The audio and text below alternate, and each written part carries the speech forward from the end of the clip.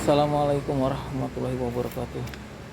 Oke, jumpa lagi teman-teman dengan channel YouTube Kebun Zuhdan, channel yang membahas seputar tanaman ya, tabu lampot, tanaman buah dan sejenisnya teman-teman. Oke, kali ini di depan saya ada tabu lampot jeruk nagami, potnya 40 teman-teman, dan biar ini saya namain, meskipun sebenarnya nagami itu mudah sekali ya, identik dalam penghafalannya itu nggak mungkin salah, paling mirip-mirip sama kintan ya, mirip-mirip sama kintan. Dan nagami ini memang dari Jepang, recommended sekali untuk ditabulampotkan ya, atau ditanam di pot teman-teman ya. Kita pakai pot 40, kemudian perbanyakannya dari okulasi teman-teman ya, okulasi atau sambung pucuk.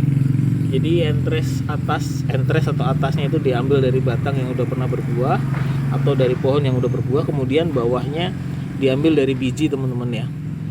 Nah ya nggak terlalu, ini udah ideal sih menurut saya, setengah jengkal. Kemudian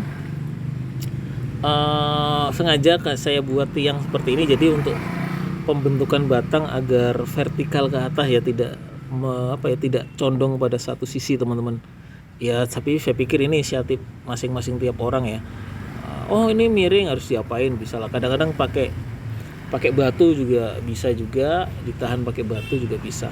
Mungkin tiap orang, tiap penghobi atau tiap owner atau tiap pemilik punya ide masing-masing, dan saya pikir ini nggak perlu saya sampaikan ya. Seperti itu. Kemudian berikutnya, tadi saya sampaikan ini pot 40, kemudian media tanamnya terlihat teman-teman masih kotoran kambing ya, terlihat, jadi cukup banyak di atasnya. Ini yang kemudian menyumbang nutrisi ke atas ya, melalui akar, disambut akar, kemudian melalui batang, dimasak sama daun, kemudian disebarkan semua nutrisi ke segala penjuru. Jadi ya kita udah makfum ya, atau udah paham semuanya lah, karena kita nanamnya di pot. Jadi kandungan nutrisi di dalam pot ini atau media tanam dalam pot ini memang sangat berpengaruh teman-teman, berpengaruh ya terhadap perkembangan jeruk nagami dan sebagainya ya. Kemudian memang terlihat nih dari batangnya ada bintik-bintik, dari daunnya ada banyak bintik-bintik hitam teman-teman. Nah ini sudah mulai kalah nanti ya, terlihat dari munculnya tunas-tunas baru atau daun baru teman-teman ya. Jadi memang pengecekan itu perlu setiap saat ya. Kadang-kadang semut juga cukup banyak, jadi macam-macam sih hamanya ya. Tapi saya fokus ke perawatan aja sih, maksudnya ke pembesaran. Jadi kadang-kadang untuk kuman, untuk hama dan sebagainya itu ya maksudnya hanya sebatas sambilan lah. Jadi saya fokus ke pertumbuhan dan sebagainya. Tapi memang kalau mau bagus, teman-teman juga harus pertimbangkan juga efek-efek yang lain ya, misalkan hama ini kok nggak berkembang, ini nggak berbunga atau berbuah seperti itu teman-teman. Jadi memang selama ini saya hanya fokus di pembuahan, bagaimana agar berbuah. Nah terkait dengan hama itu memang saya tidak terlalu fokus banget. Nah oke, kemudian saya pengen mulai dari mana dulu ya. Saat ini buahnya teman-teman ya, saya hitung dulu deh. Ini udah mulai menguning teman-teman, buahnya lonjong, dan ini bisa dimakan sama kulitnya. 1, 2, 3, 4, 5, 6, 7, 8, 9, 10, 11, 12, 13, 14, 15, 16, 17, 18, 19, 20, 21, 22, 23, 24, 25, 25 teman-teman ya. Yang buahnya 25 teman-teman bisa lihat. Nah 25, kemudian bunga-bunga maksudnya buah-buah yang kecil juga udah mulai lagi. Kemudian calon bunganya teman-teman juga udah bisa lihat. Jadi ini tidak putus-putus teman-teman, terus jadi sambung menyambung menjadi satu. Ada yang udah mateng, ada yang masih remaja, ada yang masih kecil, ada yang bunga. Jadi empat varian perkembangan teman-teman. Jeruk nagami memang bisa dimakan sama kulitnya, itu yang pertama. Dan memang hampir mayoritas rasa dari semua jeruk ya, karena kandungan vitamin C-nya itu banyak, jadi ya agak asem, kecutnya itu pasti ada teman.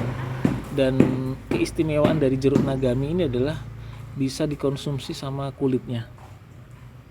Nah ini keistimewaan yang barangkali sama seperti Kintan ya, Kintan juga mirip Nagami, dan ini Jepang punya.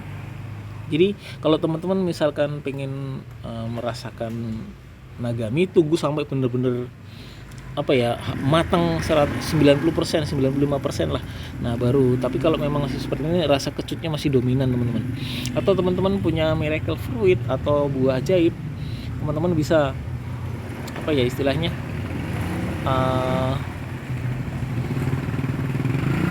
bisa mengkonsumsi buah ajaib dulu, baru kemudian mengkonsumsi jeruk Nagami. Nah seperti itu.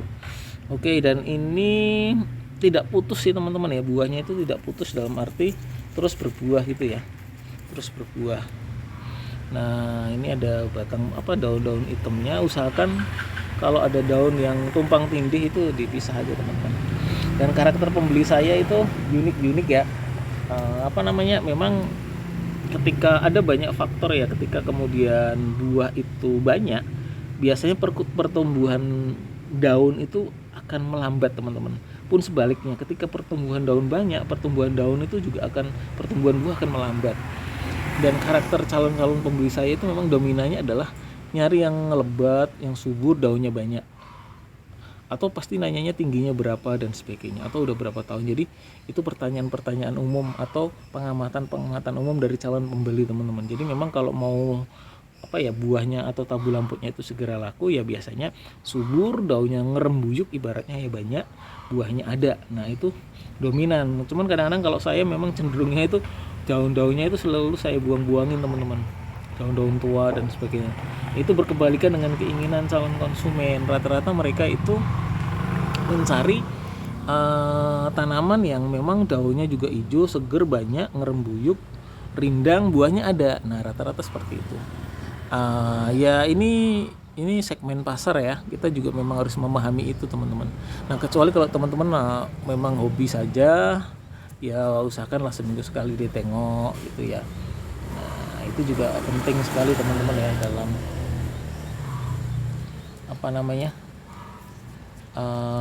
fase-fase perawatan, pertumbuhan dan sebagainya, itu penting sekali.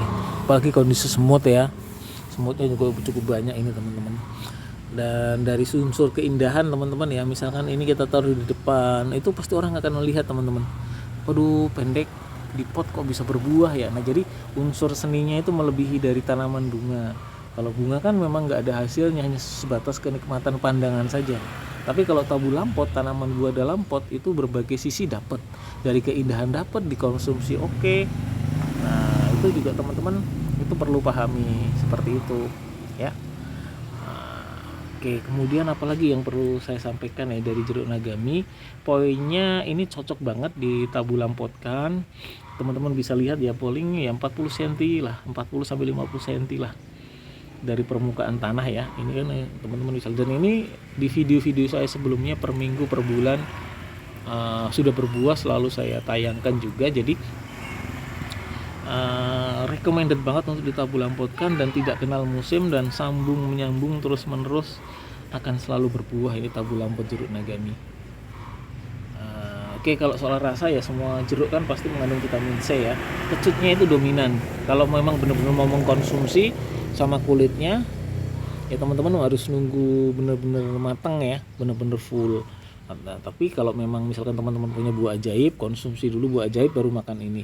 Atau mau bikin jeruk, es jeruk, bisa juga, lalu kemudian dikasih gula pasir, nah udah jadi jeruk, dari es jeruk, jadi keren banget kan, seperti itu. Kemudian ya paling kemarin tip trip saya itu, misalkan ini ada tunas baru teman-teman, nah ini ujungnya saya potek. Cuma kemarin itu saya potongnya pakai alat itu ya teman-teman ya. Ini saya potek. Nah seperti itu. Ini saya potek. Nah seperti itu teman-teman. Jadi ya ini bagian dari strategi. Ya teman-teman mungkin punya banyak pilihan lah, banyak referensi pada literatur. Cuman kalau secara umum, kemudian kalau saya mau nanam Nagami, cocok nggak ditabu lampotkan? Wah cocok banget, teman-teman udah lihat kan video-video saya sebelumnya, kondisi jeruk Nagami seperti apa. Kalau perawatannya ya saya cenderung pangkas sih, meskipun nanti resikonya adalah banyak daun yang terbuang dan itu memang tidak disukai sama konsumen. Nah teman-teman bisa lihat tuh.